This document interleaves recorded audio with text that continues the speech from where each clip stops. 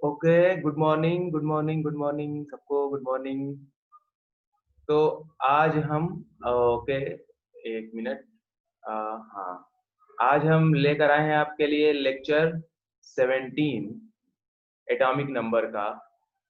और आज के लेक्चर में हम बात करेंगे क्वांटम मैकेनिकल मॉडल या फिर वेव मैकेनिकल मॉडल, कह लो wave mechanical model. Wave mechanical, ध्यान से आप सुनना, ठीक है? ध्यान से देखना, कॉपी पेन उठा लो और नोट करते रहना। Wave mechanical model. देखो, डी ब्रोगली और हिजेनबर्ग ने अब तक बता दिया था कि इलेक्ट्रॉन जो है वेव की तरह है। डी ब्रोगली ने बताया और हिजेनबर्ग ने वेव मानकर ये कहा कि उसकी पोजीशन और वेलोसिटी एक साथ हम नहीं डिफाइन कर सकते हैं, ठीक है? और कुछ रिलेशन भी दिया। और उसके बाद देखो, स्टार्ट हुआ एक मॉडल, वहां से शुरुआत हो गई थी, ठीक है? उसके बाद डेवलप किया गया एक वेव मैकेनिकल मॉडल, ठीक है? और या फिर इसको क्वांटम मैकेनिकल मॉडल भी बोलते हैं। इसको हम क्वांटम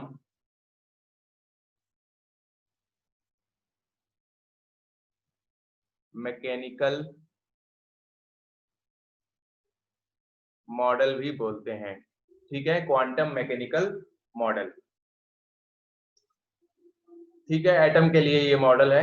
और इसको डेवलप किया था, क्वांटम मैकेनिक्स को डेवलप किया था एरविन श्रोडिंगर। श्रोडिंगर या फिर स्क्रोडिंगर, जो भी बोल लो आप, ठीक है? श्रोडिंगर। और इन्होंने एक वेव इक्वेशन दी। क्या दिया इन्होंने? इन्होंने एक वेव इक्वेशन दिया, वेव इक्वेशन। और उस इक्वेशन की मदद से हम इलेक्ट्रॉन की पोजीशन बता सकते हैं, प्रोबेबिलिटी बता सकते हैं कि इलेक्ट्रॉन एटम के अंदर कहां पर ज्यादा पाए जाने की संभावना है इलेक्ट्रॉन को, ठीक है? और ये वेव इक्वेशन क्या थी, मैं लिखना शुरू करता हूं, ठीक है ना? ये तो इनका मॉडल हो गया, वेव मैकेनिकल मॉडल या फिर उसको क्वांटम मैकेनिकल मॉडल बोलते हैं। इसको देने वाले कौन थे? अरविन स्क्रोडिंगर। क्वांटम मैकेनिक की जो डेवलप किया था वो अरविन स्क्रोडिंगर ही थे, ठीक है? अब आगे बढ़ते हैं, इनकी इक्वेशन क्या थी, जो वेव इक्वेशन है इनके लिए, ठीक है ना? वेव इक्वेशन है इनकी डी स्क्वायर साई। साई क्या है? वेव फंक्शन है, कैसे वेव वर्क कर रही है, ठीक है ना? वो वेव फंक्शन है psi. D X square plus D square Y, sorry D, एक मिनट, थोड़ा सा रुक जाओ आप, थोड़ा सा रुक जाओ, घबराना मत। हाँ, मैंने ये इरेज कर दिया और ये मैंने ले लिया लिखने के लिए।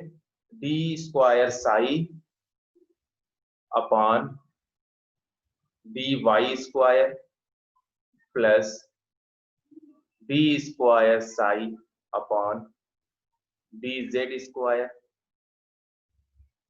Plus 8 pi square M upon H square, ठीक है? फिर उसके आगे मैं लिख रहा हूं, ठीक है ना, ब्रैकेट में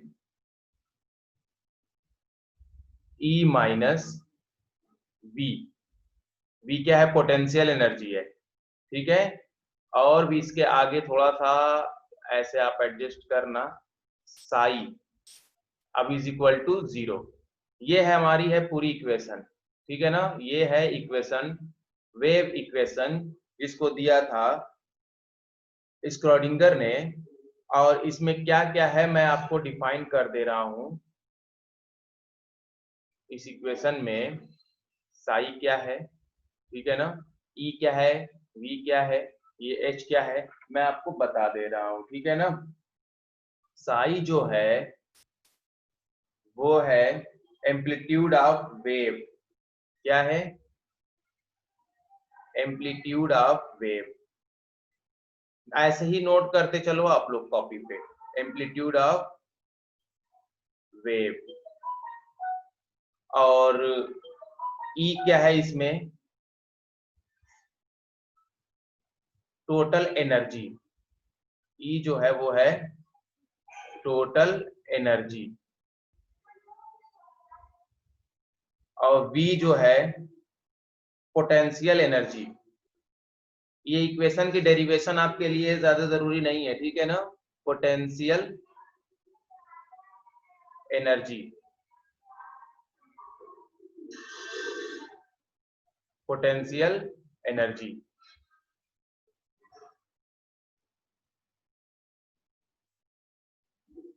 और H जो है यहां पर, H Planck constant, Planck's constant, okay. और M जो है वो मास ऑफ इलेक्ट्रॉन, M क्या है, मास ऑफ इलेक्ट्रॉन। ओके, समझ में आया आपको।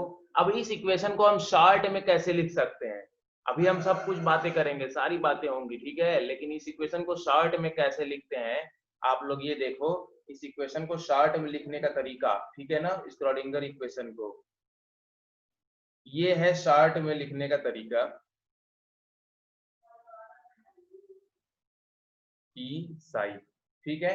अब यहाँ पर जो H हेड है, ठीक है ना, ऐसे H कैप, ठीक है ना, इसके ऊपर एक कैप है, ठीक है, देखो इसको, इसको हम बोलते हैं, देखो अपनी लैंग्वेज में समझो सब कुछ, क्योंकि कभी भी एमसीक्यू आप टिक करोगे तो आपको ये नहीं पूछना है कि आपने कैसे समझ के किया, बस आपने सही कर दिया, ठीक है। अभी इसको बोलते हैं mathematical operator. Schrodinger wave equation को ना शॉर्ट में लिखने का तरीका है ये। अब यहाँ पे इसको बोलते हैं मैथमेटिकल ऑपरेटर, मैथमेटिकल ऑपरेटर। थोड़ा जल्दी पढ़ते हैं, मैथमेटिकल ऑपरेटर बोलते हैं इसको, और जिसका नेम है हैमिल्टोनियन। क्या है, हैमिल्टोनियन, हैमिल्टोनियन ऑपरेटर। ओके, समझ में आ गया, ठीक है। अब इस इक्वेशन को हम अगर सॉल्व करेंगे तो इस इक्वेशन से हमको तीन चीजें पता लगेंगी, ठीक है। और इस इक्वेशन से जो साई की वैल्यू आएगी, साई की वैल्यू का कोई सिग्निफिकेंस नहीं है, no significance, no significance, no significance, psi की वैल्यू का कोई सिग्निफिकेंस नहीं है। बट साई स्क्वायर हम अगर लेंगे तो इससे हमको पता चलेगा electron finding, electron finding probability, probability, electron finding probability हमको साई स्क्वायर से पता चलेगा। मतलब जो 3D स्पेस है इलेक्ट्रॉन का वो हमको पता चलेगा, ठीक है। और जो एक्स वाई जेड है वो एक्सिस है, इक्वेशन में जो एक्स वाई जेड है वो एक्सिस है, ठीक है ना, एक्स एक्सिस, वाई एक्सिस और जेड एक्सिस। अब इस वेव इक्वेशन से, जो ये वेव इक्वेशन है मैंने जो ऊपर लिखा है वेव इक्वेशन, इससे हमको तीन वेरिएबल मिलते हैं, तीन वेरिएबल मिलते हैं, ठीक है। और ये तीनों वेरिएबल मिलकर हमको क्या बताते हैं, represent, represent position of, position of electron. ये हमको तीनों वेरिएबल मिलकर क्या बताते हैं, पोजीशन ऑफ इलेक्ट्रॉन। और ये तीन वेरिएबल क्या है, ये तीन वेरिएबल जो है ये 3 क्वांटम नंबर है, 3 क्वांटम नंबर है, ठीक है ना। 3 क्वांटम नंबर मतलब एक सिंगल लाइन, आप तो समझ रहे हो, स्पेक्ट्रल लाइन, फिर उसमें भी फाइन लाइनें होती हैं और मैग्नेटिक फील्ड में वो स्प्लिट हो जाती हैं, यही तीनों क्वांटम नंबर है। ठीक है। फिर देखा गया कि दो लाइन एक जैसी मिल रही है, तो फिर वो स्पिन क्वांटम नंबर लॉन्च हुआ, लेकिन ये स्पिन क्वांटम नंबर इस वेव इक्वेशन से नहीं आया है। ठीक है, ये समझना आप। अब चलो हम लोग क्वांटम नंबर पढ़ते हैं एक एक करके। ठीक है, और उससे पहले मैं थोड़ा सा बता दूं आपको ऑर्बिटल के बारे में। ठीक है ना, ऑर्बिटल के बारे में कि ऑर्बिटल क्या होता है। देखो, ऑर्बिटल ही सब कुछ है। जहां पर इलेक्ट्रॉन रहता है उसको हम ऑर्बिटल बोलते हैं। जहां पर इलेक्ट्रॉन की प्रोबेबिलिटी होगी सबसे ज्यादा 90%, उसी को हम ऑर्बिटल बोलते हैं। ऑर्बिटल का जो शेप वगैरह पढ़ते हो आप, स्फेरिकल, डम्बल, वैसा शेप होता नहीं है, बस इलेक्ट्रॉन क्लाउड होते हैं। उसको बाउंड्री, पार्शियल बाउंड्री से हम शेप मेजर करते हैं। ठीक है ना, तो चलो वो भी हम बात करेंगे। हम एक एक करके पहले क्वांटम नंबर पढ़ लेते हैं कि क्वांटम नंबर क्या होता है। ठीक है, बाकी जो इक्वेशन से, वेव इक्वेशन से हमको एग्जैक्ट पता चलता है इलेक्ट्रॉन फाइंडिंग प्रोबेबिलिटी, वो हमको ऑर्बिटल ही पता चलता है। जैसे मान लो आप एक कंट्री में रहते हो तो पहले इंडिया का पता करेंगे। ठीक है, फिर इंडिया में यूपी का पता करेंगे, फिर मऊ सिटी में पता कर लेंगे। ठीक है, ऐसे करके। या इंडिया में दिल्ली में, फिर दिल्ली में कहाँ पर रहते हैं, ठीक है, ये भी पता कर लेंगे हम। समझ में आया? तो उसी तरह जो वेव इक्वेशन है, ठीक है ना, उससे हम पता लगा सकते हैं आपका घर। और वो घर होता है जो इलेक्ट्रॉन का, वो होता है ऑर्बिटल। जहां पर संभावना होगी कि इलेक्ट्रॉन ज्यादा पाए जाने की, इलेक्ट्रॉन के ज्यादा पाए जाने की जहां पर संभावना होगी। आपकी सबसे ज्यादा संभावना क्या होगी छुट्टी के दिनों पे? घर पे होगी पाए जाने की। अब आप घर में ही नहीं रहते हो तो, लेकिन प्रोबेबिलिटी तो सबसे ज्यादा घर पे ही रहेगी ना। इसी तरह ऑर्बिटल क्या है, इसकी डिफिनेशन आप लिख लो फटाक से जल्दी से। N atomic orbital, N atomic orbital may be defined as the 3D space, 3D space around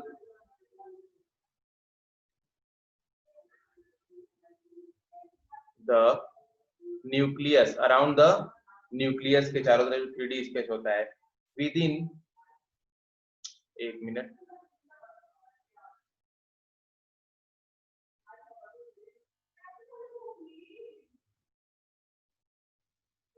with in which the probability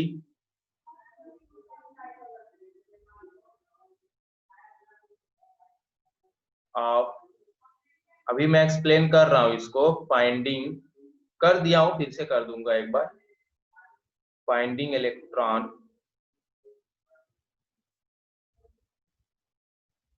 of given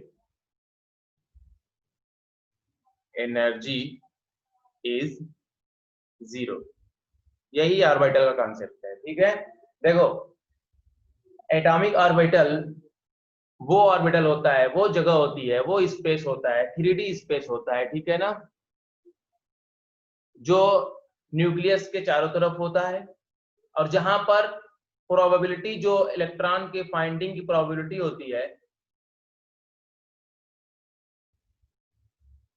sorry, maximum होगी। यहाँ पे देखो बिग मिस्टेक, मैंने मैक्सिमम मतलब ना लिखकर 0 लिख दिया। मैक्सिमम, ठीक है ना, जहां पर इलेक्ट्रॉन की प्रोबेबिलिटी क्या होगी, मैक्सिमम होगी, सबसे ज्यादा पाए जाने की संभावना होगी इलेक्ट्रॉन को, उसी को हम ऑर्बिटल बोलेंगे। ठीक है ना, क्योंकि हर इलेक्ट्रॉन की, हर एक शेल की एक एनर्जी होती है। ठीक है, सब शेल की अपनी एनर्जी होती है। ठीक है, तो एक गिवन एनर्जी में, ठीक है ना, मान लो कि एक सेकेंड शेल दे दिया गया, ठीक है, वो एक एनर्जी हो जाएगी पूरा। ठीक है ना, अब उसमें सबसे ज्यादा इलेक्ट्रॉन के पाए जाने की संभावना कहाँ कहाँ पर होगी, उसी को हम ऑर्बिटल बोलते हैं। ठीक है, अब एक एक करके क्वांटम नंबर पढ़ते हैं, फिर शेप ऑफ ऑर्बिटल पे भी डिस्कस करेंगे नेक्स्ट लेक्चर में। ठीक है, कि एस जो है स्फेरिकल क्यों होता है, पी डंबल शेप क्यों होता है, डी डबल डंबल शेप क्यों होता है। चलो आगे बढ़ते हैं हम। तो अब क्वांटम नंबर क्या है? क्वांटम नंबर लोकेट करता है, ठीक है ना, इलेक्ट्रॉन को, आइडेंटिफाई करता है इलेक्ट्रॉन को, ठीक है ना, ये आइडेंटिफिकेशन नंबर है। हम अगर क्वांटम नंबर की बात करते हैं, क्वांटम नंबर, ठीक है ना, क्वांटम नंबर की बात करते हैं तो ये क्या है? आइडेंटिफिकेशन नंबर है। आइडेंटिफिकेशन नंबर बोलो इसको, आई कार्ड है इसका, ठीक है, आइडेंटिफिकेशन नंबर,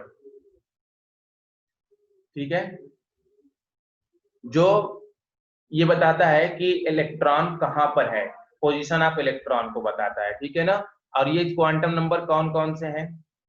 पहला है प्रिंसिपल क्वांटम नंबर, एक एक करके हम पढ़ेंगे, पहले अभी चारों में डिफाइन कर दूं थोड़ा सा। प्रिंसिपल क्वांटम नंबर, ठीक है। दूसरा है एजीमुथल, एजीमुथल क्वांटम नंबर। तीसरा है मैग्नेटिक क्वांटम नंबर। चौथा है स्पिन क्वांटम नंबर,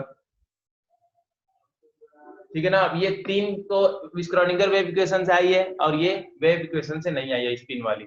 अब देखो, इसको हम डिनोट रिप्रेजेंट करते हैं स्मॉल एन से, इसको रिप्रेजेंट करते हैं स्मॉल एल से, इसको रिप्रेजेंट करते हैं स्मॉल एम से, इसको रिप्रेजेंट करते हैं एस से, ठीक है ना।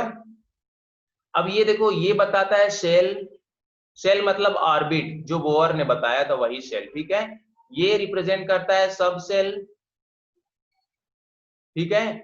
और ये रिप्रेजेंट करता है ऑर्बिटल,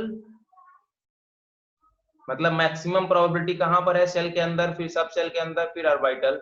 और उसकी रोटेशन क्या है इलेक्ट्रॉन की, क्लॉकवाइज है कि एंटी क्लॉकवाइज है, तो ये स्पिन बताता है, spin off electron, spin off electron. ये चार क्वांटम नंबर हो गई। तो एक एक करके पढ़े हम, चलो स्टार्ट करते हैं, ठीक है ना।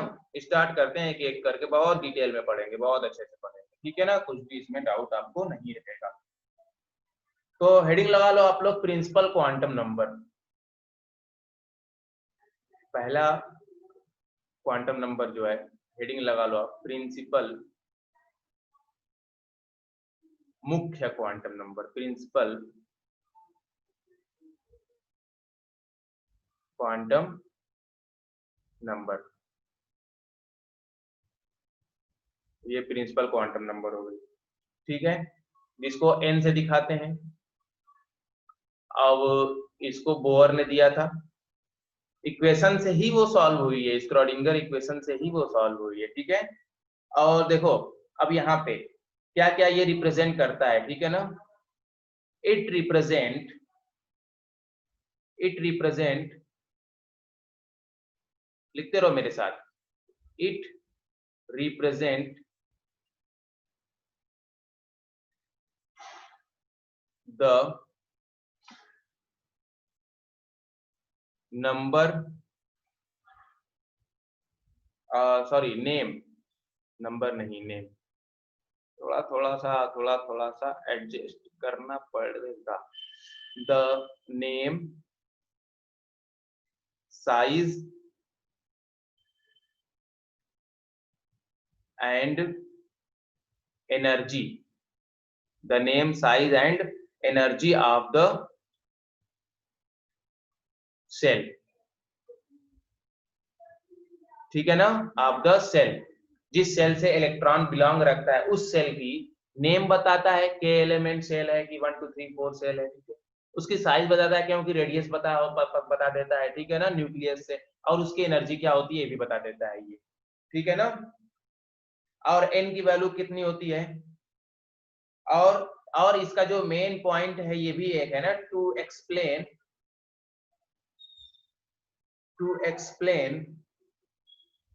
The main line of a spectrum to explain the main line of a spectrum। ठीक है ना, ये इसकी दो पॉइंट हो गया। देखो जो सेल है ना ऑर्बिट ठीक है, उसका नेम बताता है, उसकी साइज बताता है, उसकी एनर्जी बताता है, ये प्रिंसिपल क्वांटम नंबर। ठीक है ना, तो n की वैल्यू कितनी हो सकती है, n की वैल्यू आपको पता भी है। ठीक है ना, सेल जो होती है 1 2 3 4 से लेकर क्या होती है इनफाइनाइट तक होती है। ठीक है ना, अब इनफाइनाइट तक आप अल्फाबेट में मत जाना। ठीक है ना, क्योंकि कोई मतलब नहीं है आपको जाने का या फिर सोचने का।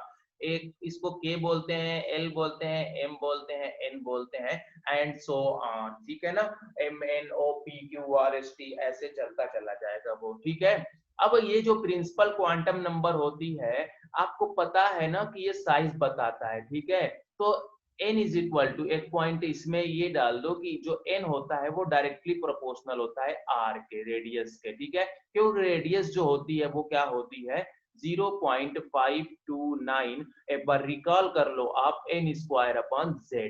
ठीक है ना, एंगस्ट्रॉम जो हम बोर रेडियस निकाले हैं। ठीक है ना, 0.529 into n square upon z। अब देखो n की वैल्यू अगर बढ़ती है तो रेडियस बढ़ेगी, तो ये साइज तो बता ही रही है, जैसे जैसे n की वैल्यू बढ़ रही है वैसे वैसे साइज बढ़ रही है। ठीक है, और दूसरा अगर पॉइंट इसका देखें हम, n is directly proportional to energy, n directly proportional to energy.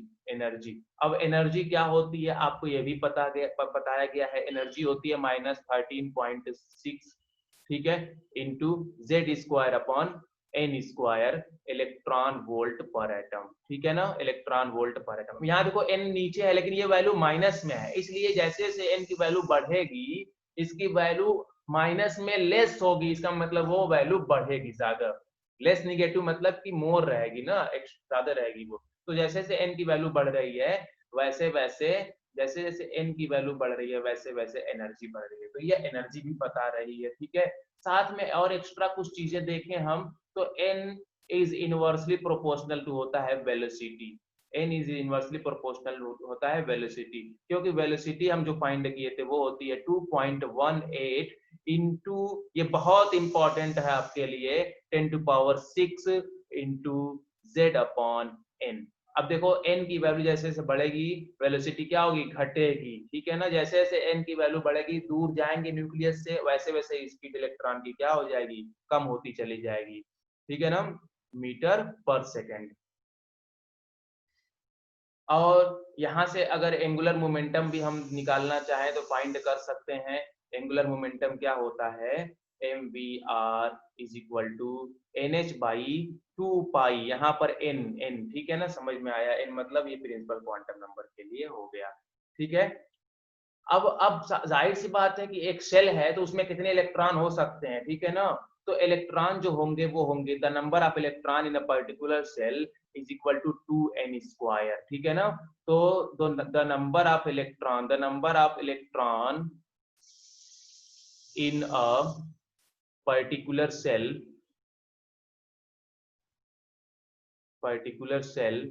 कितने हो सकते हैं, इज इक्वल टू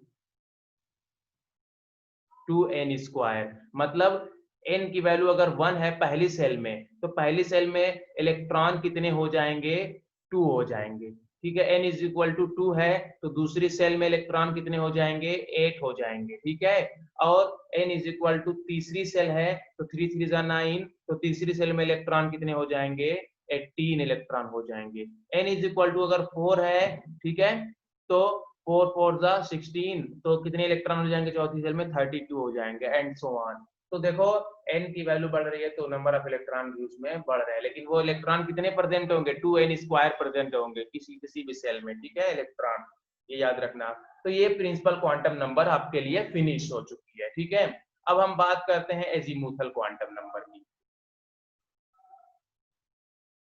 जो शेप ऑर्बिटल करेगा ना उस पर अलग मैं वीडियो बनाऊंगा। ठीक है, अभी यहाँ पे देखो azimuthal quantum number, second quantum number है azimuthal quantum number, azimuthal quantum number. आप लोग ध्यान से पढ़ते रहो तो कोई दिक्कत नहीं होगी आपको, ठीक है ना। देखो इसका और भी जो नाम देते हैं ना, एजीमुथल क्वांटम नंबर ये हो गया, ठीक है। और भी इसका नाम जो देते हैं, मैं वो सब नाम इसका लिख दे रहा हूँ जो जो इसको बुलाया जाता है जिस नेम से, ठीक है। इसको एंगुलर मोमेंटम भी बोलते हैं, एंगुलर क्वांटम नंबर भी बोलते हैं, एंगुलर, एक मिनट,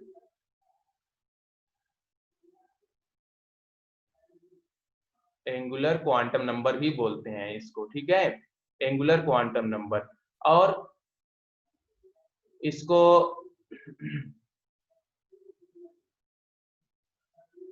सेकेंडरी क्वांटम नंबर भी बोलते हैं, सेकेंडरी क्वांटम नंबर भी बोलते हैं, ठीक है। तो ये सारे इसके नेम है। अब इसके अकॉर्डिंग क्या क्या इसमें इसमें आता है, ये क्या क्या डिफाइन करता है, एक एक पॉइंट हम देखते हैं, ठीक है। टू एक्सप्लेन, तो पहला यही देख लेते हैं, to explain the fine structure. देखो आप शुरू से पढ़ते रहोगे तो आपको कोई प्रॉब्लम नहीं होगी, अब बीच में लेक्चर में जंप करोगे तो दिक्कत होगी, ठीक है। या स्किप करके देखो दिक्कत होगी। हाँ, स्पीड अगर कम लग रही है तो स्पीड आप बढ़ा दो, ठीक है ना। सेटिंग में जाके यूट्यूब के आप स्पीड को बढ़ा दो, 1.5 कर दो, ठीक है ना, या फिर 2 पे देखो। To explain the fine structure of the line spectrum. देखो लाइन जो होती है, स्पेक्ट्रम लाइन होती है जो, उसमें उस लाइन के भी फाइन स्ट्रक्चर होते हैं। तो ये जो एजीमुथल क्वांटम नंबर है वो ये डिफाइन करता है, क्योंकि सेल के अंदर सब सेल होती है, ठीक है। सेल की अपनी एनर्जी तो होती है और सब सेल की भी अपनी एनर्जी होती है, फिर इलेक्ट्रॉन इधर से उधर जाएंगे तो वो एनर्जी रिलीज और गेन करेंगे, ठीक है। अब एक और पॉइंट इसका क्या है, ठीक है, इट रिप्रेजेंट द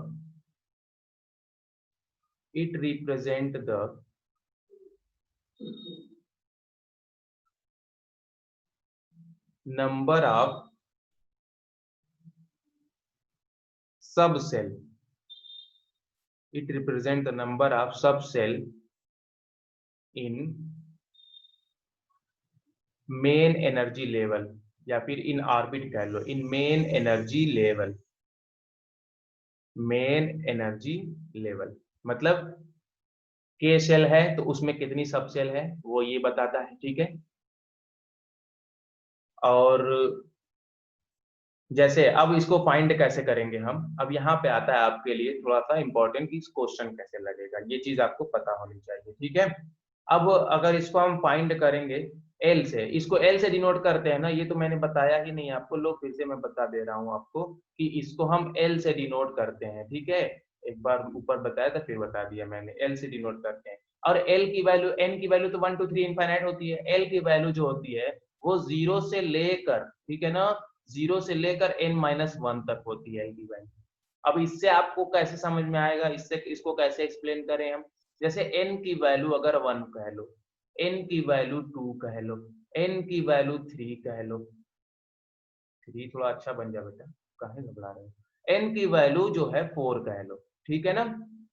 अब l की वैल्यू कितनी हो जाएगी, n की वैल्यू यहाँ पर 1 रखेंगे हम, 1 - 1 तो क्या होगा, 0 होगा। और 0 से लेकर 0 तक मतलब 0 आएगा यहाँ पर। यहाँ पर L की वैल्यू कितनी हो जाएगी, 2 रखेंगे तो 2 - 1 कितना हो जाएगा, 1 हो जाएगा। तो 0 से लेकर 1 तक यानी कि 0 और 1, ठीक है।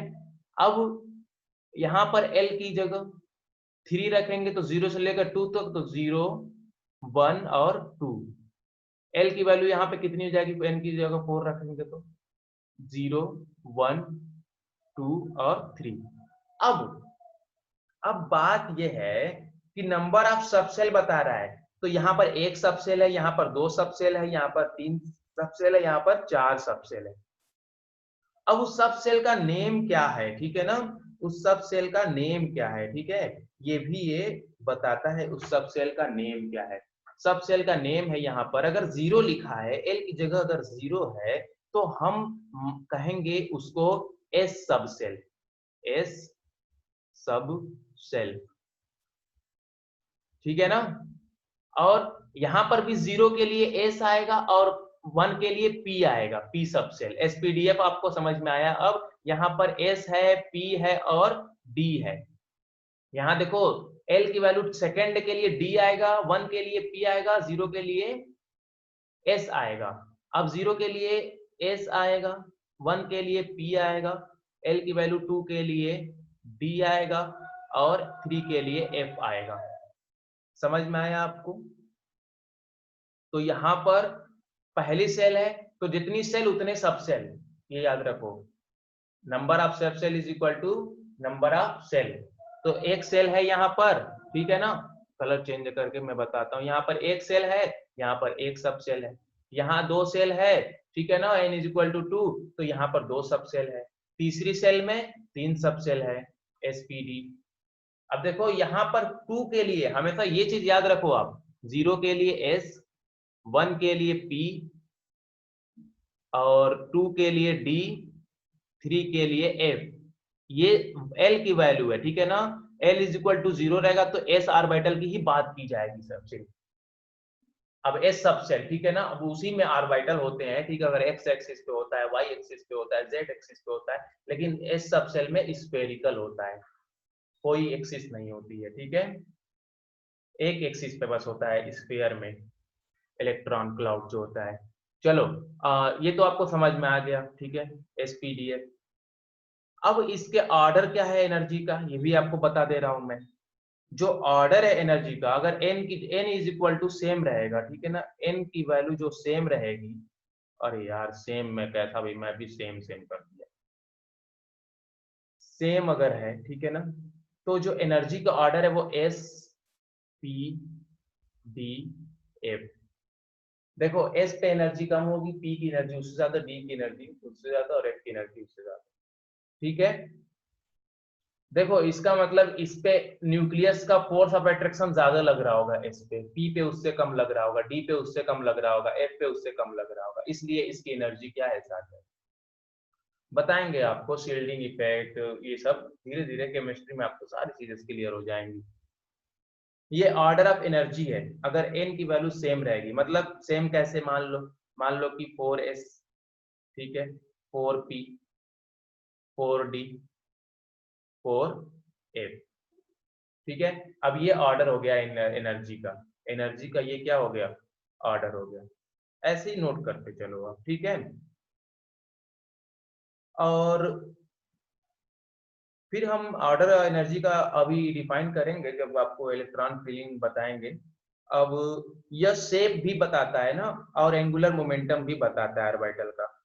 एंगुलर मोमेंटम क्या हो जाता है ऑर्बिटल का, अगर एल एल एंगुलर मोमेंटम सिर्फ ऑर्बिटल का किस पे डिपेंड करता है, एल पे डिपेंड करता है, ठीक है, एल पे डिपेंड करता है, वो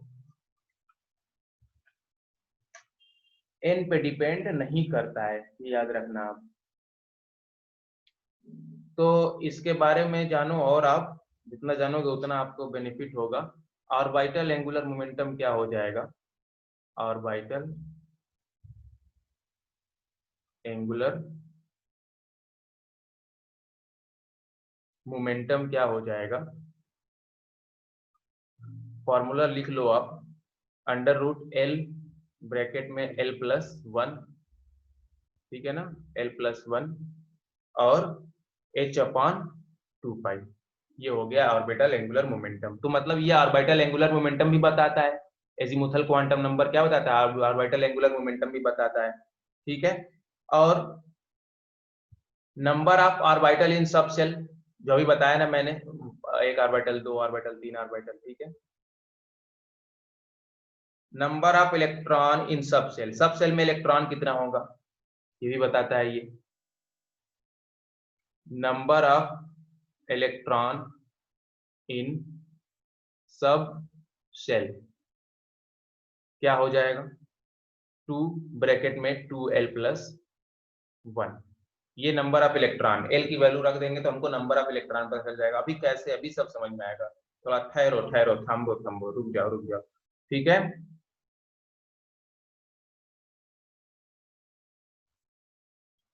और नंबर ऑफ ऑर्बिटल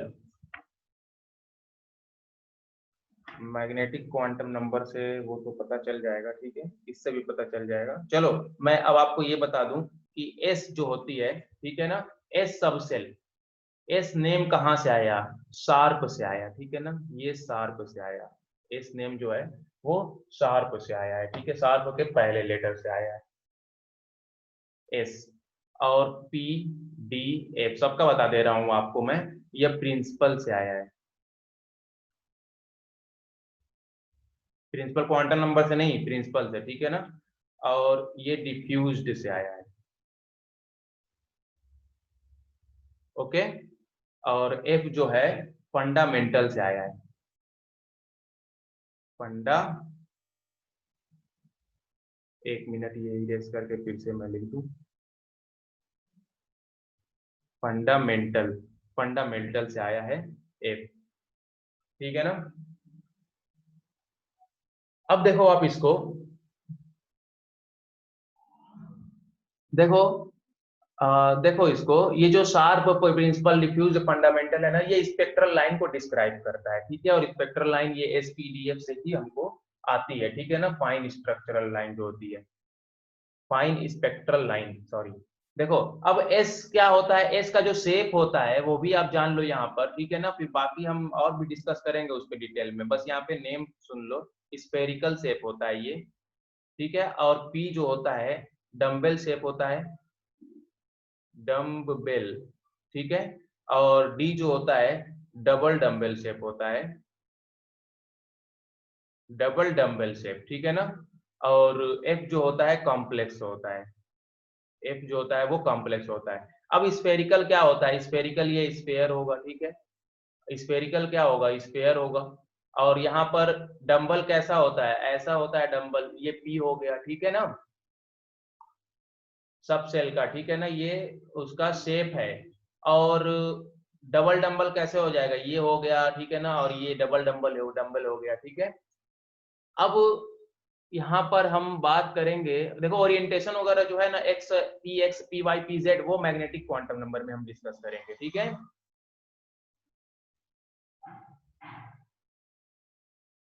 अब देखो नंबर ऑफ इलेक्ट्रॉन, ये सब सेल में इलेक्ट्रॉन कितने होंगे, ठीक है ना, एस सब सेल में इलेक्ट्रॉन जो होंगे वो 2 होंगे, 2 इलेक्ट्रॉन होंगे, ठीक है ना। और पी में 6 इलेक्ट्रॉन होंगे, डी में 10 इलेक्ट्रॉन होंगे, और 14 इलेक्ट्रॉन होंगे एफ में। और ये हम निकालेंगे, कैलकुलेट करेंगे नंबर ऑफ इलेक्ट्रॉन इन सब सेल, फॉर्मूला नोट करो आप, नंबर ऑफ इलेक्ट्रॉन इन सब सेल, किसी भी सब सेल में जितने इलेक्ट्रॉन होते हैं वो इस फार्मूले से हम कैलकुलेट करते हैं, 2l+1, ठीक है। मान लो एस के लिए एल की जगह कितना रखना, 0 रखना, तो यहाँ पर ब्रैकेट में 1 हो जाएगा, 2 1 जा 2, 2 इलेक्ट्रॉन हो जाएगा।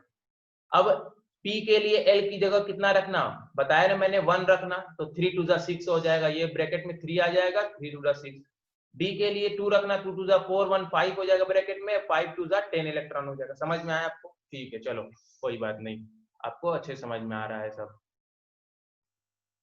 तो ये था एजीमुथल क्वांटम नंबर, ठीक है। अब हम मैग्नेटिक क्वांटम नंबर की बात करते हैं। मैग्नेटिक क्वांटम नंबर जो थर्ड है हमारा, मैग्नेटिक क्वांटम नंबर। अगर बीच में किसी तरह लेक्चर रुक जा रहा है तो और नेक्स्ट लेक्चर में हम कंटिन्यू करेंगे इस टॉपिक को। एम से डिनोट करते हैं मैग्नेटिक क्वांटम नंबर को। और ये देखो ये क्या इंडिकेट करता है, ठीक है, ये अब आप मुझे बताओगे, जो मैं ये पॉइंट लिख रहा हूं इसका मतलब क्या है, ठीक है ना, किसने, कौन सा इफेक्ट बोलते हैं इसको। टू एक्सप्लेन, ब्लैक ले लेता हूं, बहुत रेड रेड हो गया, to explain the splitting of line, line मतलब वही स्पेक्ट्रल लाइन या फिर स्पेक्ट्रम लाइन कह लो, of line in a, comment करके आप बताओगे मुझे, मैग्नेटिक फील्ड, इसको इफेक्ट को क्या बोलते हैं, जो मैंने आपको बताया है, ठीक है, मैग्नेटिक फील्ड, ये एक्सप्लेन करता है। और क्या एक्सप्लेन करता है ये, it indicate the number of orbital, it indicate the number of orbital, और ऑर्बिटल की डिफिनेशन अभी मैंने ऊपर डिस्कस की है, number of orbital in a सब सेल, मतलब जो सब सेल है ना उसका ओरिएंटेशन क्या है, ठीक है ना, उसमें कितने ऑर्बिटल हैं, सब इन नंबर ऑफ ऑर्बिटल इन सब सेल, एंड मेन बात ये है, ठीक है ना, ओरिएंटेशन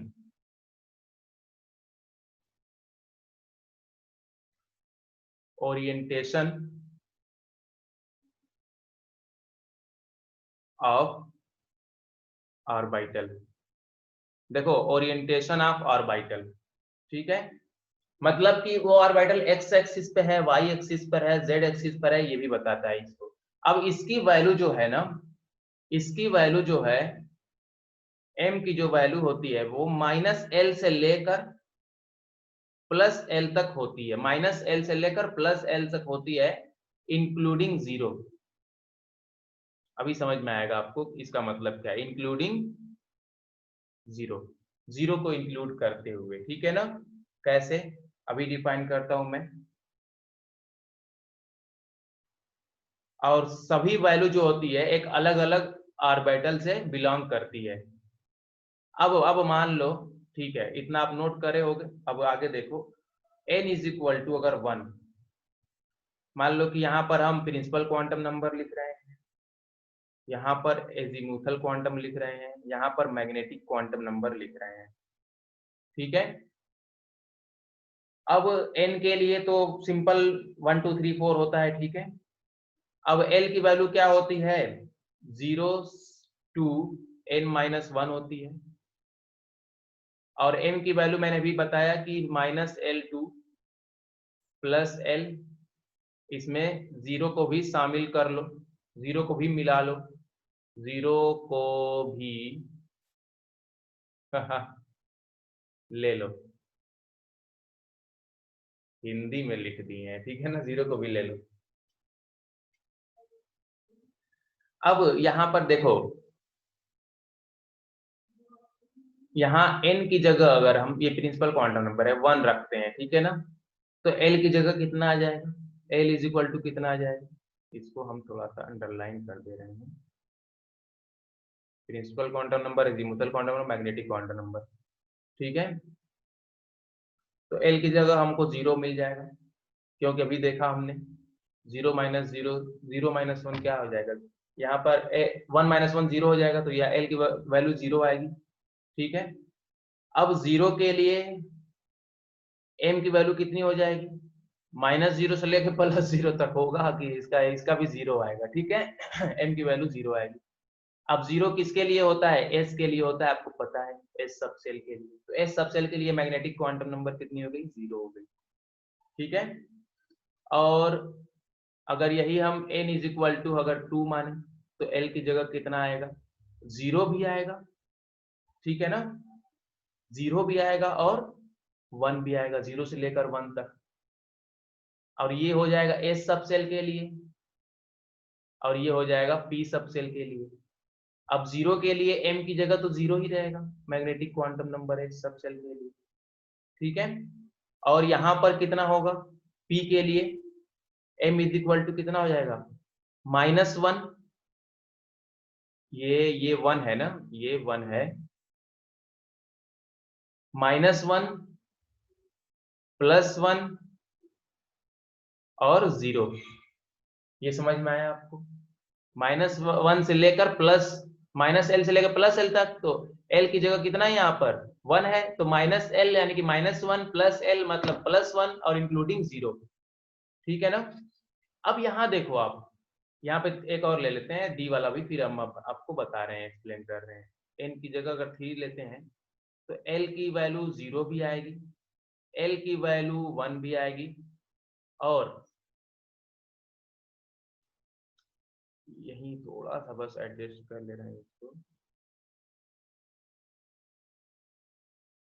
एल की वैल्यू जो है 3 भी आएगी, ठीक है, सॉरी 2 2 2 2 2 2 2 2 2, एल की वैल्यू 2 भी आएगी, 3 रखेंगे तो 0 से लेकर 2 तक आएगी। अब इसके लिए देखो, एक मिनट, इसके लिए m की जगह कितना होगा, 0 होगा, ये s सब सेल के लिए। यहाँ p सब सेल के लिए m की वैल्यू कितनी हो जाएगी, -1 +1 इंक्लूडिंग 0। अब इसके लिए कितना हो जाएगा, m की वैल्यू +2, सॉरी माइनस से लेकर प्लस तक, ठीक है ना। देखते रहना, आप देखते रहना, ध्यान से देखते रहना, कुछ भी मिस्टेक आपको नहीं बताया जाएगा, ठीक है, सही करके दिया जाएगा आपको जो हम दे रहे हैं, ठीक है। m इज इक्वल टू -2 -1 +1 +2, -2 से लेकर +2 तक हो गया ना, -l से लेकर +l तक इंक्लूडिंग 0। अब ये जो है ना, ये सब नंबर ऑफ ऑर्बिटल है, जो ये 0 है ना। अब 0 मतलब क्या हो गया, एक ऑर्बिटल, और ऑर्बिटल हम जो बनाते हैं फिल करने के लिए इलेक्ट्रॉन ऐसे ही बनाते हैं ना, एस ऑर्बिटल मतलब एक डब्बा, यहाँ पर भी एक डब्बा बनाओ, और यहाँ देखो 1 2 3, तो यहाँ पर 3 डब्बे हमको बनेंगे, 3 ऑर्बिटल। क्यों, क्योंकि ये अलग अलग एक्सिस पर है, जो ये एस सब सेल है ना, पी सब सेल, वो अलग अलग एक्सिस पर है, इसीलिए वहां पर इलेक्ट्रॉन पाए जाने की संभावना होगी। यहाँ पर px हो गया, px py और pz इस ऑर्बिटल का नेम हो गया। px -1, देखो ये 0 लास्ट में लिखने का वजह यह है कि जो z होता है ना वो 0 होता है, z होता है उसके लिए m की वैल्यू क्या होती है, 0 होती है, ये याद रखना। ये हो गया इतना। अब यहाँ पर थोड़ा सा मैं कलर चेंज करके बताता हूँ। यहाँ पर एक ही डब्बा हो जाएगा इसके लिए, ठीक है ना। अब यहाँ पर भी 3 डब्बा हो जाएगा, यहाँ m की जगह यहाँ पर 1 2 3 ऑर्बिटल, और यहाँ पर 1 2 3 4 5 ऑर्बिटल, ठीक है। अब आपको ये समझ में आ रहा होगा कि n की जगह 1 है तो एक ऑर्बिटल है, n की जगह 2 है तो यहाँ पर 4 ऑर्बिटल दिख रहा है हमको, n की जगह 3 है तो यहाँ पर 3 ऑर्बिटल यहाँ पर हो जाएगा, एक ऑर्बिटल यहाँ पर हो जाएगा, और 5 ऑर्बिटल यहाँ पर हो गया, ठीक है ना। तो हम ये इसको भी बताएंगे, नंबर ऑफ ऑर्बिटल हम कैसे पता कर सकते हैं, ठीक है। Number of orbital in a सब सेल, जो भी फॉर्मूला मैंने बताया है ऊपर, number of orbital in a सब सेल, बताया कि नहीं बताया है, नंबर ऑफ ऑर्बिटल नहीं बताया, चलो नंबर ऑफ इलेक्ट्रॉन बताया। यहाँ देख लो, अब n की जगह 4 भी ले लो पहले, n की जगह 4 भी लेके हम इसको सॉल्व कर लेते हैं, अभी निपटा लेते हैं। तो यहाँ पर l की जगह कितना हो जाएगा, 0 और 1 और 2 और 3 हो जाएगा, 0 से लेकर 3 तक। तो इसके लिए तो ठीक कहानी समझ में आ गई, इसके लिए भी आपको समझ में आ गया, इसके लिए भी समझ में आ गया। अब इसके लिए देखो, -3 -2 -1 +1 +2 +3 इंक्लूडिंग 0, यहाँ 7 ऑर्बिटल दिख रहे हैं, यहाँ पर वो एक ऑर्बिटल हो जाएगा, यहाँ पर 1 रहता है तो यहाँ पर 3 ऑर्बिटल हो गया, यहाँ पर 5 ऑर्बिटल हो गया, और यहाँ हमको 7 ऑर्बिटल मिल गया, ठीक है। अभी इसको भी बताएंगे, dx y, ठीक है ना। इसको ऑर्बिटल को बना के बताएंगे, डी को हम अच्छे से एक्सप्लेन करेंगे। और तो इतना आपको समझ में आया ना, m की वैल्यू हम कैसे फाइंड करेंगे, ठीक है। l की वैल्यू अगर 2 है तो m की वैल्यू कितनी आई, -2 से लेकर +2 इंक्लूडिंग 0, ठीक है ना। अब नंबर ऑफ ऑर्बिटल देखो, आप नंबर ऑफ ऑर्बिटल का क्या हम फार्मूला बताने वाले थे, नंबर ऑफ ऑर्बिटल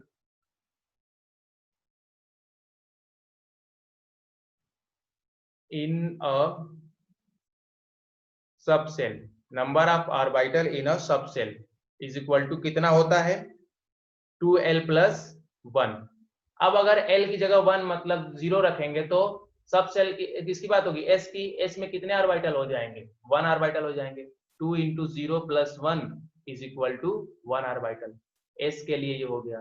p के लिए क्या हो जाएगा 2 इंटू 1 प्लस 1 यानी कि 3 ऑर्बिटल हो जाएगा। d के लिए कितना हो जाएगा 2 इंटू 3 नहीं 2 इंटू 2 सॉरी 2 इंटू 2 डी के लिए एल की वैल्यू 2 होती है ना। 2 इंटू 2 2 टू ज़ा 4 प्लस 1 5 ऑर्बिटल हो जाएगा। एफ के लिए कितना हो जाएगा 2 इंटू 3 3 टू ज़ा 6 प्लस 1 7 ऑर्बिटल हो जाएगा। 1 3 और 5 और 6 7। ये एस के लिए, एस में कितने ऑर्बिटल 1, पी में 3 ऑर्बिटल, डी में 5 ऑर्बिटल और एफ में 7 ऑर्बिटल। ये आपको ऑर्बिटल की कहानी पता चल गई, ठीक है ना। इतना क्लियर हुआ आपको। देख लो आप जब भी देखोगे तो यहाँ पर एल की, यहाँ पर 3 मतलब एफ, 2 मतलब डी, 1 मतलब पी पहले बताया मैंने, एस मतलब 0 मतलब S, S P D. S में 1, पी में 3, डी में 5, एफ में 7 ऑर्बिटल, ठीक है। अब टोटल नंबर भी बताएंगे ना कि n इज इक्वल टू इतना है तो कितने ऑर्बिटल होंगे, ऑर्बिटल प्रेजेंट इन सेल। इतना आपको समझ में आ गया। मैग्नेटिक क्वांटम नंबर खत्म हुआ आपके लिए, ठीक है। यहाँ पर मैं डी को बना दे रहा हूँ, अब डब्बे से बता दे रहा हूँ कि ऑर्बिटल को देखो। यहाँ पर अगर एस ऑर्बिटल की बात की जाए ऐसे, एक ऑर्बिटल हो गया, पी में ये 3 ऑर्बिटल हो गए, ठीक है ना। डी में 5 ऑर्बिटल हो गया। अब इस 5 ऑर्बिटल का नेम क्या होता है, D X Y, D Y Z, D Z X. Orientation है ना कि ये वाला ऑर्बिटल जेड एक्स पे है, और डी एक्स स्क्वायर और वाई स्क्वायर इसका हो गया, और इस वाले का नेम जो हो गया डी जेड स्क्वायर हो गया। नोट करो आप, इसको नोट करो। और पी में क्या होता है, ये पी एक्स होता है, और ये पी वाई एक्सिस पे होता है, और ये वाला ऑर्बिटल जेड एक्सिस पे होता है। और इस पे तो क्या होगा, एक ही एक्सिस पे रहेगा। और एफ क्या है, कॉम्प्लेक्स है, उसके लिए कोई आपको खास जानने की जरूरत नहीं है। बस याद करो कुछ 7 ऑर्बिटल उसमें होता है, -3 से लेकर +3 तक, इंक्लूडिंग 0 एफ में। अब एक स्पिन क्वांटम नंबर हम बताते हैं जल्दी से, उसके बाद क्वांटम नंबर फिनिश हो जाएगा। फिर नेक्स्ट लेक्चर में हम बात करेंगे। ये लेक्चर काफी बड़ा हो रहा है, ठीक है, टाइम इसमें ज्यादा जा रहा है। स्पिन क्वांटम नंबर, 4th वाला हेडिंग लगा लो आप, spin quantum number. Spin quantum number एक बार रिपीट करना आप लेक्चर को, जरूर से रिवीजन करना, ठीक है ना। स्पिन क्वांटम नंबर को एस से दिखाते हैं, ठीक है। इसको देने वाले जो साइंटिस्ट थे वो थे गोल्ड स्मिथ थे शायद, ऐसे ही कुछ है, ठीक है ना। गोल्ड स्मिथ या फिर gold Smith, gold Smith and एक और थे अल्हेन बैक, बहुत अमीर लोग थे सब, ठीक है। अब ये क्या रिप्रेजेंट करता है, यहाँ पर हम आपको बताते चलते हैं। इट रिप्रेजेंट, समझो कि पूरी क्लास चल रही है आपकी, ठीक है ना। It represent the direction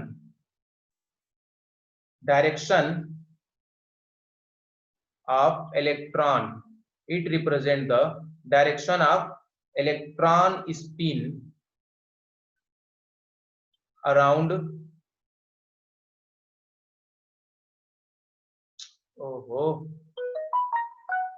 around its own axis, around its own axis, ठीक है। मतलब कि इलेक्ट्रॉन क्लॉकवाइज रोटेट कर रहा है कि एंटी क्लॉकवाइज डायरेक्शन में मूव कर रहा है, ठीक है ना। जैसे अगर क्लॉकवाइज में अगर ऐसे ऐसे दिखाते हैं ना इलेक्ट्रॉन को, ये हो गया क्लॉकवाइज, क्लॉकवाइज, ठीक है। और इसके लिए वैल्यू लिखते हैं s की प्लस हाफ,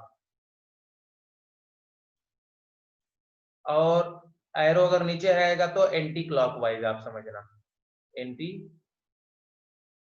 चलो एंटी क्लॉकवाइज, ठीक है। इसके लिए आप लिखना माइनस हाफ, ठीक है। अब ये स्पिन एंगुलर मोमेंटम भी बताता है, ठीक है ना, वो अब मूव कर रहा है ना, तो इसके लिए एंगुलर मोमेंटम क्या होगा, स्पिन एंगुलर मोमेंटम होगा। ये जो है स्पिन एंगुलर मोमेंटम भी बताता है, spin angular momentum, spin angular momentum of an electron क्या हो जाता है, वही रहेगा, बस एल की जगह एस हो जाएगा, क्योंकि स्पिन के लिए एस ही तो बता पाएगा, एस प्लस 1, ये अंडर रूट एच अपॉन 2 पाई, ये स्पिन एंगुलर मोमेंटम हो गया। अब ये वाला जो है ना, ये भी एक्सप्लेन करता है पैरामैग्नेटिक और डायामैग्नेटिक जो होता है, पेयर अनपेयर, ठीक है। मैं यहीं पे बता देता हूं, वैसे ये चीज आगे की है लेकिन आप जान लो। ये और एक्सप्लेन क्या करता है, to explain the magnetic properties of a substance, magnetic properties of a substance, ये एक्सप्लेन करता है यहाँ पर, ठीक है। और स्पिन मल्टीप्लिसिटी क्या होता है वो मैं बता रहा इसी लेक्चर में, फिर नेक्स्ट लेक्चर में मैं बात करूंगा, और पैरामैग्नेटिक डायमैग्नेटिक भी मैं बात कर दूंगा। इसी तरह लेक्चर आप डेली देखते रहो, कुछ ना कुछ इसमें नया आपको मिलता रहेगा, ठीक है।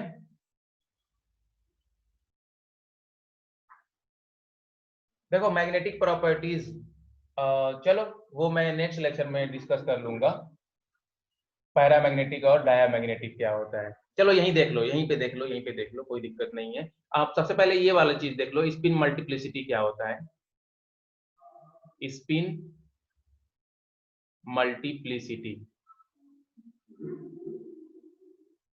Spin multiplicity is equal to होता है 2s प्लस 1, 2s प्लस 1, ठीक है। अब s क्या होता है, s है टोटल स्पिन, s है टोटल स्पिन, ठीक है ना, टोटल स्पिन हो जाएगा वो।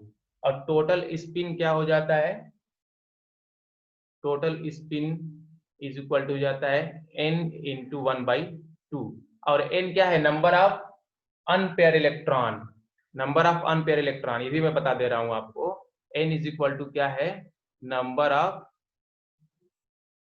अनपेयर इलेक्ट्रॉन, अनपेयर इलेक्ट्रॉन, ठीक है ना, number of unpaired electron.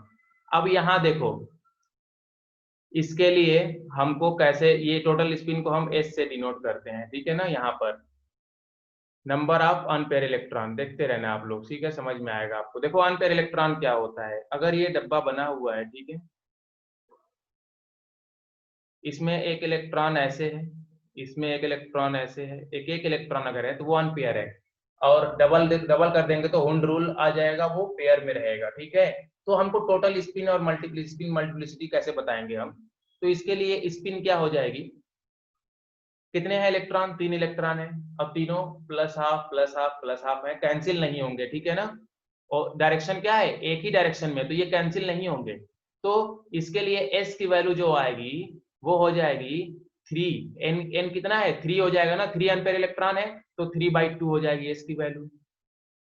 Spin multiplicity कितनी हो जाएगी इसकी, बताओ, 3/2 रखेंगे यहाँ पे तो 4 हो जाएगा स्पिन मल्टीप्लिसिटी इसकी, यहाँ पे 3/2 रखेंगे ना, 2 इंटू 3/2, 2 से कैंसिल, 3 और 1 प्लस कितना हो जाएगा 4। और अगर इसके लिए आपको बताना रहे, मान लो कि ठीक है, ये समझो ना, ये एक एग्जांपल के तौर पे बता रहा हूं मैं, इसके लिए आपको स्पिन मल्टीप्लिसिटी और टोटल स्पिन बताना रहे, तो कैसे बताओगे आप?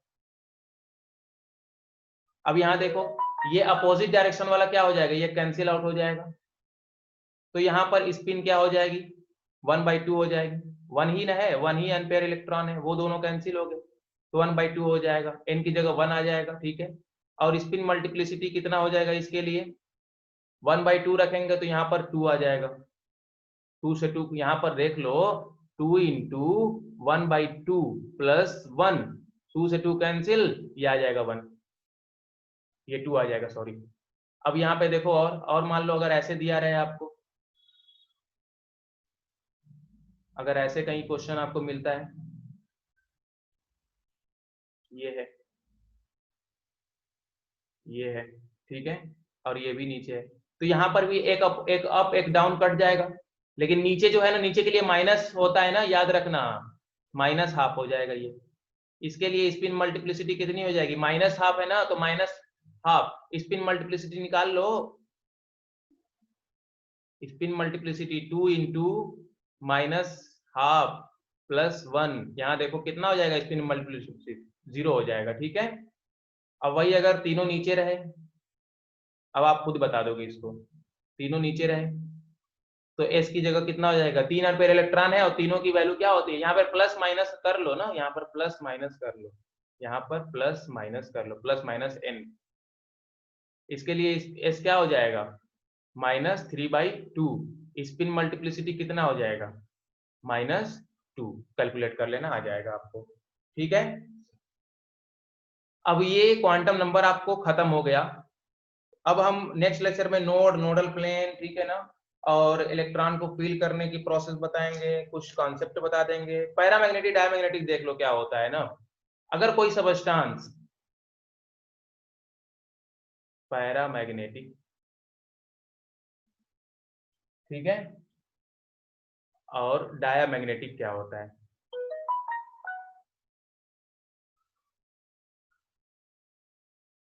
पैरामैग्नेटिक और डायामैग्नेटिक सबस्टांस क्या होता है, ठीक है। देखो, अगर ऑर्बिटल फुल्ली फिल्ड रहेगा, ठीक है ना, मान लो जो ऑर्बिटल है ना फुल्ली फिल्ड रहेगा, fully filled orbital, fully filled orbital, जब फुल्ली फिल्ड ऑर्बिटल रहेगा तो उसके लिए मैग्नेटिक मोमेंट जो आएगा वो क्या रहेगा, 0 रहेगा। उसके लिए जो नेट मैग्नेटिक मोमेंट आएगा, नेट मैग्नेटिक मोमेंट, अभी मैं फार्मूला भी बता दे रहा हूं मैग्नेटिक मोमेंट निकालने का, नेट मैग्नेटिक मोमेंट, मेरे साथ पढ़ते रहो, आपको सब कुछ धीरे धीरे क्लियर होगा। नेट मैग्नेटिक मोमेंट क्या हो जाएगा, 0, ठीक है। और नेट मैग्नेटिक मोमेंट 0 रहेगा तो ये जो रहेगा, ये मैग्नेटिक फील्ड में क्या करेगा, repelled by the external magnetic field. Diamagnetic substance वो सबस्टांस होता है जो रिपेल करेगा, ठीक है ना। अगर मैग्नेटिक मोमेंट 0 रहेगा तो उसे डायमैग्नेटिक बोलेंगे हम, और वो फुल्ली फिल्ड इलेक्ट्रॉन होगा उसमें ऑर्बिटल। और अभी अभी क्लियर होगा, आप बस देखते रहो, ठीक है ना, मैं अभी आपको बता रहा हूँ। और ये क्या करेगा, रिपेल करेगा, अभी मैं बता रहा हूँ आपको, घबराने की बात नहीं है। Repelled by the external magnetic field, external magnetic,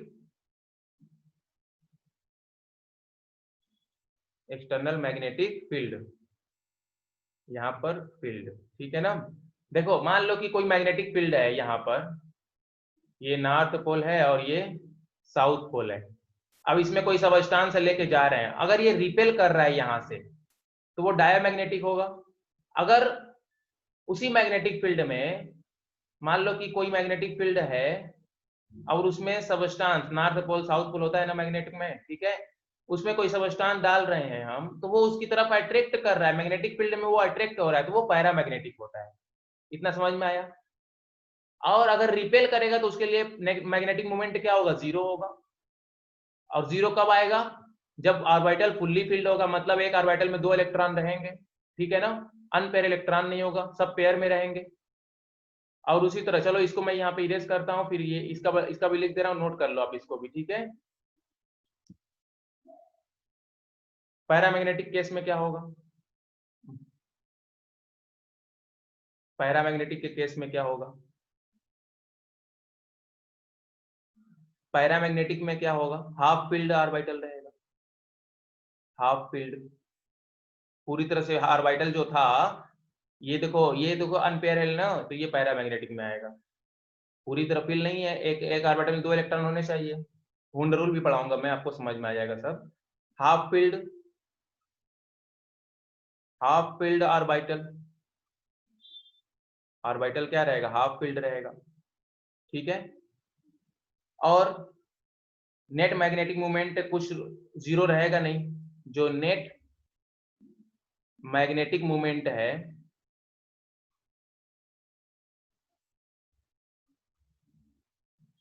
is not equal to zero,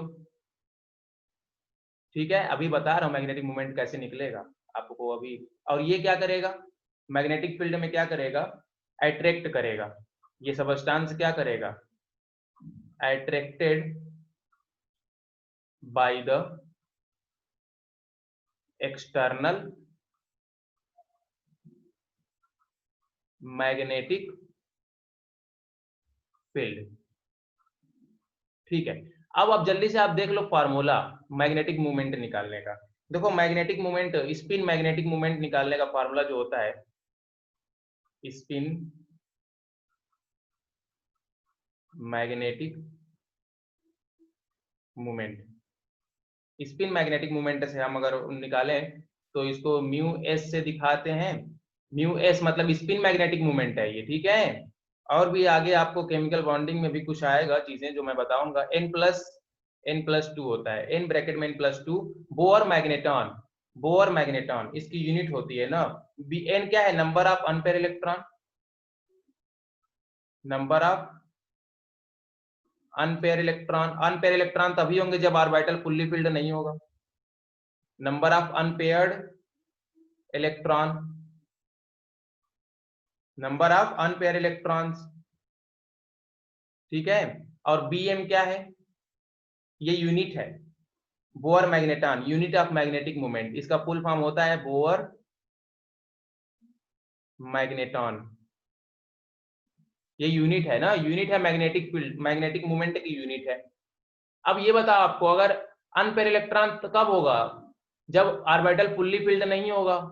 जब फुल्ली फिल्ड नहीं होगा तो वो क्या रहेगा, हाफ फिल्ड रहेगा, तो नेट मैग्नेटिक मूवमेंट जीरो आएगा नहीं। अगर n की जगह हम जीरो रखेंगे, जीरो कब रखेंगे, जब फुल्ली फिल्ड होगा, मतलब डायामैग्नेटिक हो जाएगा। यहाँ देखो, यहाँ देखो, नेट मैग्नेटिक मूवमेंट जीरो कब आएगा, जब फुल्ली फिल्ड होगा। और अगर फुल्ली फिल्ड मतलब सब पेयर में रहेंगे, कोई ऑर्बिटल खाली नहीं रहेगा, ठीक है ना। और हाफ फील्ड मतलब उसमें अनपेयर इलेक्ट्रॉन मिलेंगे, अनपेयर ऑर्बिटल मिलेंगे। जैसे मान लो कि यहाँ पर मैं बता दूं आपको, ये देखो यहाँ पर, ये देखो अब इसमें अनपेयर इलेक्ट्रॉन नहीं है, ठीक है ना, अनपेयर इलेक्ट्रॉन नहीं है इसमें, तो इसके लिए मैग्नेटिक मोमेंट क्या हो जाएगा, जीरो हो जाएगा। अगर यहीं पे एक एक देखो अनपेयर इलेक्ट्रॉन अगर आ गया, तो इसके लिए क्या हो जाएगा, मैग्नेटिक मोमेंट जीरो नहीं होगा, ठीक है। और हाफ फील्ड फुल्ली फील्ड भी इसमें आपको समझ में आ गया। ये भी देख लो, अगर ऐसे मान लो कि ऐसे है, इसमें एक इलेक्ट्रॉन, इसमें एक इलेक्ट्रॉन, इसमें एक इलेक्ट्रॉन, यह हाफ फील्ड है, इसके लिए नेट मैग्नेटिक मोमेंट जीरो नहीं होगा क्योंकि इसमें अनपेयर इलेक्ट्रॉन है। और n इज इक्वल टू क्या होता है, नंबर ऑफ अनपेयर इलेक्ट्रॉन। और यहाँ पर देखो, यहाँ पर एक अनपेयर इलेक्ट्रॉन है, तो n की जगह 1 रखेंगे तो जीरो तो आएगा नहीं, ठीक है। इसका मतलब वो पैरामैग्नेटिक नेचर होगा। और जीरो अगर आ जाएगा तो वो डायामैग्नेटिक नेचर होगा। चलो इतना आपको समझ में आ गया। नेक्स्ट लेक्चर में हम बात करेंगे, आज का लेक्चर काफी बड़ा हो गया है। Okay, all the very best, आप पढ़ाई करते रहो, ठीक है, ऑल द बेस्ट, पढ़ाई करते रहो आप अच्छे से, बस।